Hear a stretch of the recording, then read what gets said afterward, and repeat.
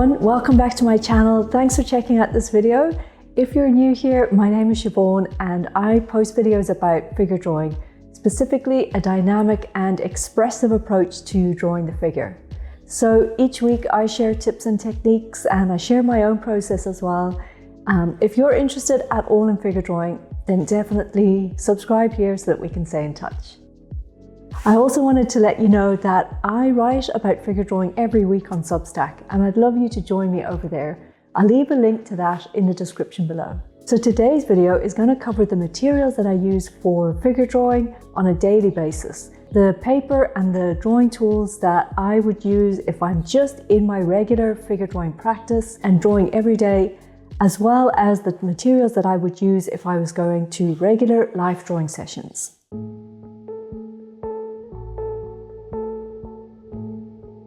So the first thing is the paper that I use. Now, generally speaking, I won't use very expensive or good quality paper. When I'm drawing every day, I'll just use newsprint paper for most of the time.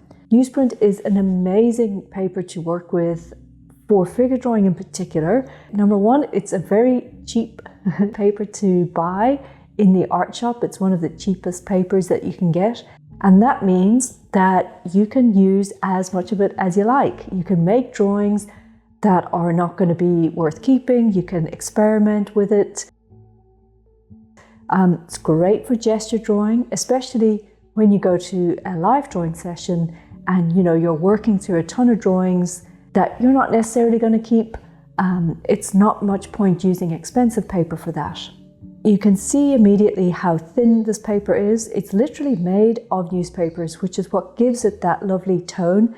This pad is quite large. Again, I really like a large size when I'm doing live drawing because that's brilliant for getting those gesture drawings and allows you to be expressive and work over a larger surface. The brand doesn't matter at all. Any brand will do.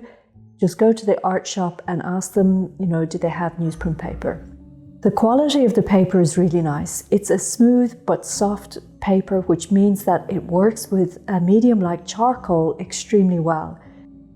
The charcoal is able to just move over the surface of the paper very, very smoothly. So there's no tooth or texture on the surface of the paper like there would be on something like a watercolor paper. So the charcoal moves around really nicely. But on the other hand, it's not completely like cartridge paper, which is, I find that on that type of a paper, the charcoal simply glides across. So it's a subtle distinction, but I think it makes a big difference when you're working with charcoal. Newsprint allows the charcoal to somehow sort of sit into the page a lot better than something like cartridge paper or regular bond paper. If I am going to work on a drawing that I want to be a proper finished drawing, like something like a commission, or I just know that, there's a particular pose that I want to be able to make into a finished drawing, then I'll actually use a much more expensive quality paper. Recently, I've been loving this paper here, which is an absolutely beautiful paper to draw on. This is Hahnemühle etching paper, and it's 150 grams, so it's quite a thin paper. It's not super thick or heavy like most etching or printing papers are.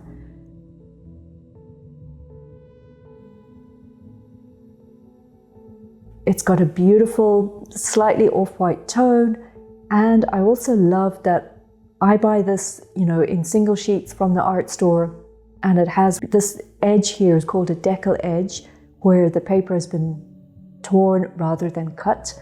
It just gives a really nice finish to it. So this is definitely my favorite paper, and I might even make this into smaller sheets myself by folding it and tearing it along an edge. And that's a really nice size for a simple figure study or even a portrait drawing.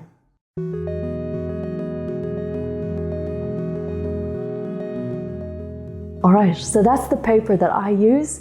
Now let's talk about the charcoal or the pencil that I work with. First up, charcoal. I always use either compressed charcoal or something like willow or vine. I will make the distinction though that if I'm going to life drawing and drawing the figure from life, I tend to use compressed charcoal, and you'll see why in a minute.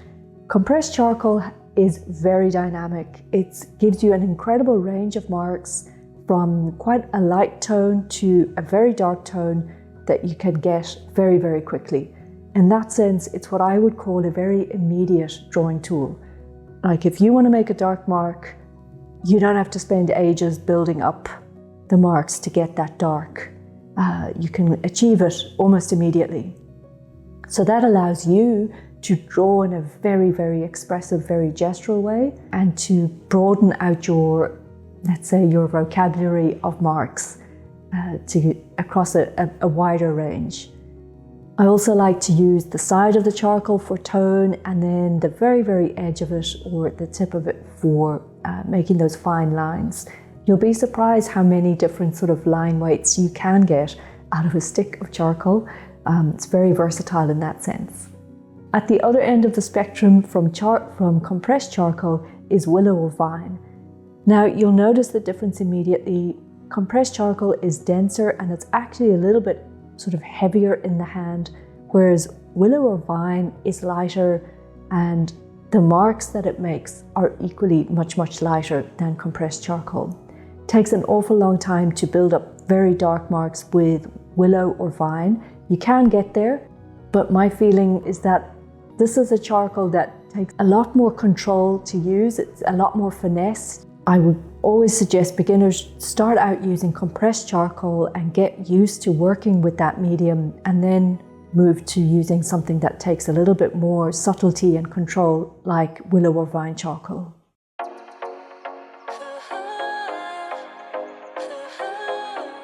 And then finally, let's talk about the pencils. So I actually draw a lot with pencils over charcoal, but I'm very particular about the type of pencils that I use.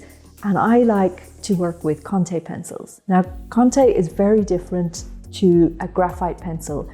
It's darker, it's pretty much like a charcoal, but the important thing to note is that it's a kind of a mix of charcoal and crayon. So the texture that you get from a Conté pencil is something, it's not as chalky, let's say, as charcoal, but it's not as smooth or like glidey, if that's a word, as a graphite pencil. It's somewhere in between. It's a really nice medium to work with for drawing, I find, particularly because it can give you, those rich darks almost immediately as well. Unlike something like a graphite pencil where you'd have to work, I think, for a lot longer to get those darks. With a Conté pencil, you can achieve them quite quickly. So yeah, I really like the feel of a Conté pencil, and my preferred brand to use is Conté à Paris. Now, Conté à Paris have a whole range of options when it comes to their pencils, and I think they grade them in terms of darkness, much like a graphite. So you've got 2B, HB, they even have charcoal pencils as well. So check it out, try out that brand if you haven't before. Let me know what you think. Now, when it comes to sharpening the pencils, I generally sharpen my pencils with a blade.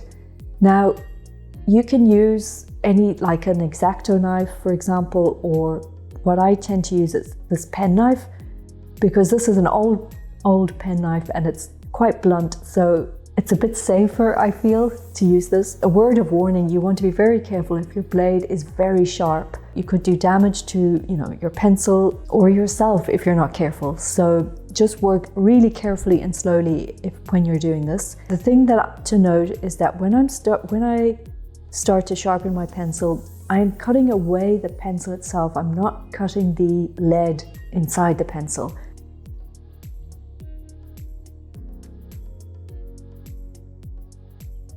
You want to end it up so that it looks a little bit like this. The tip of the pencil is not sharp yet at all. If you pair your pencil that way, it just simply means that you're less inclined to break the lead that's inside. Sometimes if you're using a knife and you're cutting away the pencil and the lead at the same time, you can very easily break the lead. Then what you can do is use some sandpaper and you can sharpen your pencil that way. I'll just say this is regular sandpaper that I've got in the hardware store. I don't recommend that. but this was all that I could get my hands on. It's a very fine grit. I'd suggest that you get proper artist grade sandpaper from the art shop. It'll be a lot more forgiving on your pencils. And then what you do is you want to just rub the pencil on the sandpaper and turn it at the same time. So I'm literally just turning the pencil in my hand as I sharpen it this way. Okay, and this just takes literally a few seconds or a minute or so, and there you've got a beautiful, very, very sharp pencil that will allow you some beautiful lines, and also you can use the side of it to make tones.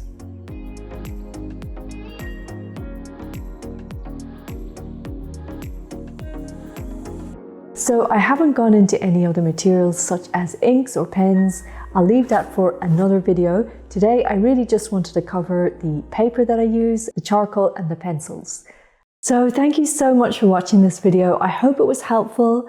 I hope it gave you some good information about what materials you can use on a daily basis in your drawing practice in general and in your figure drawing in particular. And let me know in the comments, what is your favorite paper to work with or your favorite drawing tool? Please give the video a like and subscribe to this channel if you haven't done so already. And don't forget to join my Substack. I'll leave a link to that in the description below. Thanks so much for watching, and I'll see you in the next video.